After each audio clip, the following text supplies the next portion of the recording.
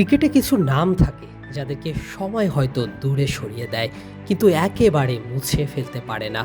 সাকিব আল হাসান ঠিক তেমনই এক নাম, যাকে চাইলেও মুছে ফেলা যায় না, আলোচনার বাইরে খুব বেশি দিন রাখা যায় না। সাকিব যেন নদীর ধারা, বাঁক নেয়, থামে কিন্তু শুকায় না। দীর্ঘদিন দেশের হয়ে খেলতে দেখা যায় না।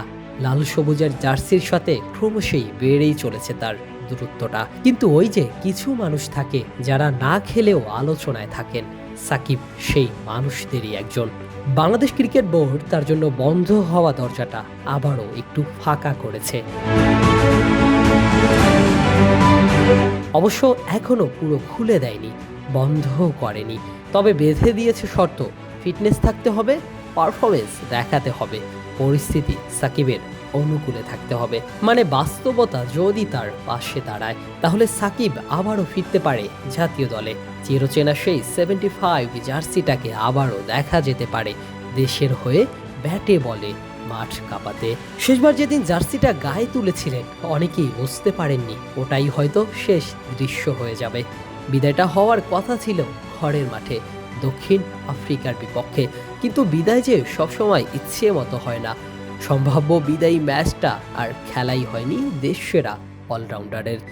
ঘরের মাঠে বিদায়ের ইচ্ছেটা তাই অপূর্ণই থেকে যায়।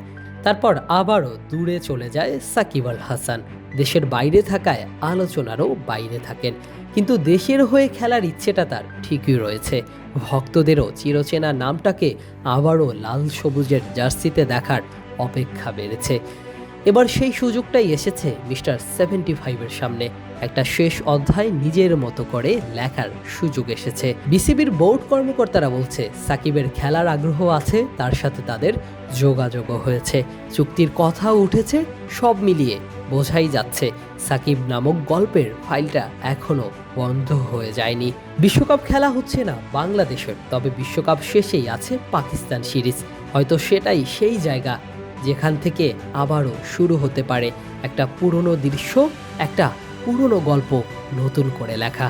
অথবা হয়তো না, কিন্তু সম্ভাবনাটা আবারও ভাসছে বাতাসে। ফিরবেন কি ফিরবেন না, প্রশ্নের উত্তর আজ না হলেও কাল ঠিকই আসবে। তবে একটা ব্যাপার পরিষ্কার, সাকিবকে যত দূরেই রাখার চেষ্টা হোক, এভাবেই বারবার আলোচনার কেন্দ্রে চলে আসবেন তিনি। কারণ দেশের ক্রিকেটে সাকিব আল হাসান নামক গল্পটা এখনো পুরোপুরি বলা হয়ে যায়নি।